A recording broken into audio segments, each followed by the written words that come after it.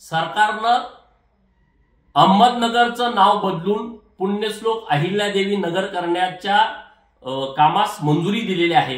माननीय मुख्यमंत्री एकनाथजी शिंदे आणि माननीय उपमुख्यमंत्री देवेंद्रजी फडणवीस साहेबांचं विशेष आभार व्यक्त करेन, अभिनंदन करेन। बोले तैसा चाले त्याची वंदावी पावले अशा पद्धतीने त्यांनी काम केलं, त्याबद्दल मी त्यांचं मनपूर्वक आभार व्यक्त करतो। जय मल्हार। हिंदू राजमाता राष्ट्रमाता पुण्यश्लोक अहिल्यादेवी होळकर म्हणजे संपूर्ण हिंदुस्थानाच्या प्रेरणास्थान आहे।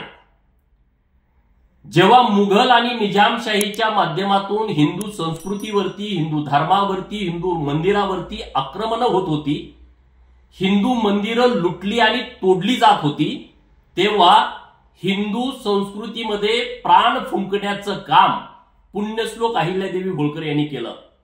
देशातील हिंदू मंदिराचा जीर्णोद्धार केला, घाट बांधले, बारवा बांधल्या, असं प्रचंड मोठं काम पुण्यश्लोक अहिल्यादेवींनी केलं। त्यांचं कार्यक्षेत्र हे संपूर्ण हिंदुस्थान होतं, परंतु त्यांचा जन्म महाराष्ट्रामध्ये अहमदनगर जिल्ह्यामध्ये चौंडी गावात झाला होता आणि म्हणून आम्ही सरकारनं मागणी केली होती की अहमदनगर जिल्ह्याचं नाव बदलून पुण्यश्लोक अहिल्यादेवी नगर करावं।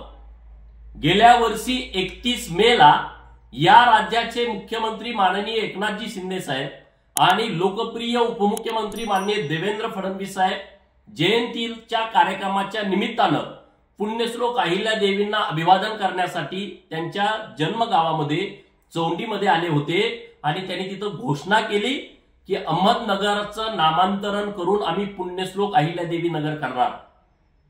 आज महाराष्ट्राच्या कॅबिनेट मध्ये सरकारनं अहमदनगरचं नाव बदलून पुण्यश्लोक अहिल्यादेवी नगर करण्याच्या कामास मंजुरी दिलेली आहे।